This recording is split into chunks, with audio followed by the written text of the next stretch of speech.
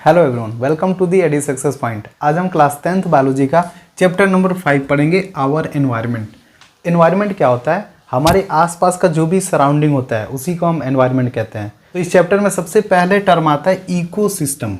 What is ecosystem? Ecosystem is the sum of living and non living component, means sum of biotic and abiotic component. जहां पर भी एक living organism होगा और उसके साथ कुछ नॉन लिविंग यानी एबायोटिक कंपोनेंट प्रेजेंट होगा, उसको हम एक इकोसिस्टम कह सकते हैं। जैसे कि स्मॉल ड्रॉप ऑफ वाटर भी एक इकोसिस्टम हो सकता है, और कोई बहुत बड़ा जैसे कि ओशियन हो गया, रिवर हो गया, फॉरेस्ट हो गया, ये भी एक इकोसिस्टम हो सकते हैं। कैसे? अगर हम स्मॉल ड्रॉप ऑफ वाटर की बात करें तो एक बूंद पानी में क्या होगा, यहाँ पे ढेर सारे बैक्टीरिया होंगे, अमीबा होंगे, माइक्रोस्कोपिक ऑर्गेनिज्म होते हैं, और वहाँ पे वाटर भी है। तो वाटर क्या हो गया? Abiotic component, means non living, and biotic component यहाँ पे क्या है? बैक्टीरिया। तो एक लिविंग भी है यहाँ पे और नॉन लिविंग भी है, तो दोनों मिला के एक इकोसिस्टम बना देंगे। ऐसे ही फॉरेस्ट की बात करें तो जंगल में क्या होते हैं? पेड़ होते हैं, और वहाँ पे बहुत सारे एनिमल्स भी होते हैं। तो यहाँ भी क्या हो गया? एक इकोसिस्टम बन गया। तो अब हम सबसे पहले बात करते हैं कंपोनेंट ऑफ इकोसिस्टम। इकोसिस्टम में क्या क्या कंपोनेंट होते हैं? तो दो चीज़ें होती हैं, ए बायोटिक एंड बायोटिक कंपोनेंट। तो ए बायोटिक यानी नॉन लिविंग में क्या क्या चीज़ें आ जाएंगी? Temperature, soil, pH, air and rainfall. और बायोटिक कंपोनेंट यानी लिविंग कंपोनेंट में क्या क्या होंगे? Producer, consumer and decomposer. Producer को ही हम ऑटोट्रॉप्स कहते हैं, क्योंकि ये अपना फूड खुद से ही बना लेते हैं। तो प्रोड्यूसर में आते हैं green plants and cyanobacteria. Cyanobacteria को हम ब्लू ग्रीन एल्गी भी कहते हैं, क्योंकि इनके अंदर भी प्लांट की तरह ही पिगमेंट्स पाए जाते हैं। तो ये दोनों ही क्या करते हैं? फोटोसिंथेसिस, और फोटोसिंथेसिस करके अपना ये फूड खुद से ही प्रिपेयर कर लेते हैं। तो इनको हम कहते हैं प्रोड्यूसर।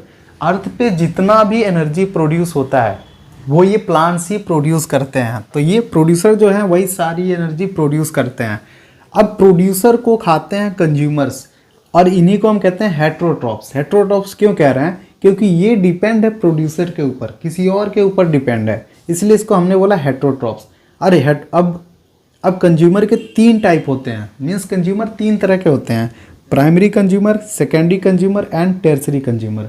प्राइमरी कंज्यूमर को ही हम हार्बीवोर्स कहते हैं, क्योंकि ये डायरेक्ट प्रोड्यूसर को खाते हैं, मीन्स ये शाकाहारी हैं, ये डायरेक्ट प्रोड्यूसर को खाएंगे, प्लांट को खाएंगे। जो का एग्जांपल है रैबिट हो गया, डियर हो गया, काऊ हो गया, जो भी प्लांट्स को खाते हैं वो सब क्या कहलाएंगे? Primary consumer, means herbivores. अब प्राइमरी कंज्यूमर को खाएंगे सेकेंडरी कंज्यूमर, यानी हार्बीवोर्स को खाएंगे कार्निवोर्स, शाकाहारी को मांसाहारी खाएगा। तो सेकेंडरी कंज्यूमर के एग्जांपल है फ्रॉग, फॉक्स, स्नेक। यहाँ पे कोई भी कार्निवोरस एनिमल हो सकता है जो कि हार्बीवोर्स को खाएंगे।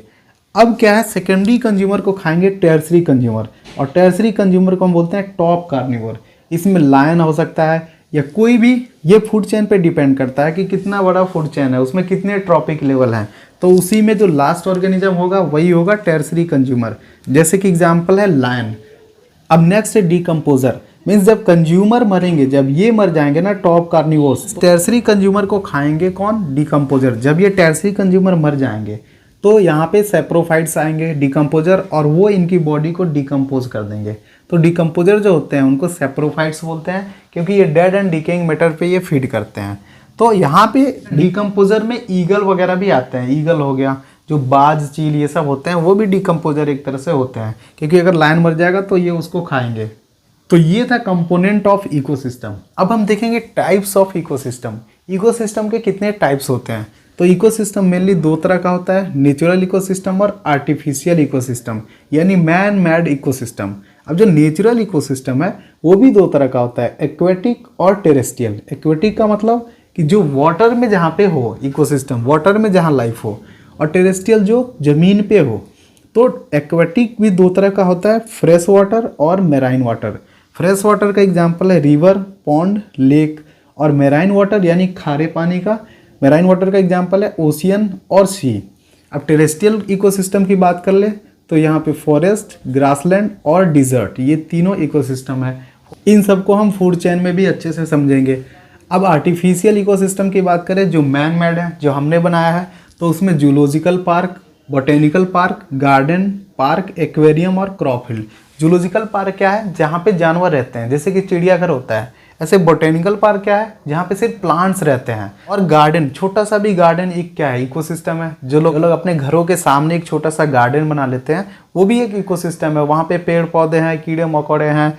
और पार्क जो होते हैं, छोटे छोटे जो पार्क होते हैं जहाँ पे लोग घूमने फिरने जाते हैं, वो भी एक इकोसिस्टम है। एक्वेरियम, जो ये क्या होता है, जब मछलियों को शीशे के अंदर पानी भर के उसमें रखते हैं, ये एक तरह से डेकोरेटिव मटेरियल, डेकोरेशन के काम आता है। ये भी एक इकोसिस्टम है। वहाँ पे फिश है लिविंग कंपोनेंट, और वाटर क्या है, और वाटर है नॉन लिविंग कंपोनेंट। और लास्ट है क्रॉप फील्ड, मतलब खेत। जो हम एग्रीकल्चर के लिए खेत बोते हैं, खेती करते हैं, वही है क्रॉप फील्ड। तो ये है types of ecosystem. Next video में हम पढ़ेंगे food chain and food web. Thank you.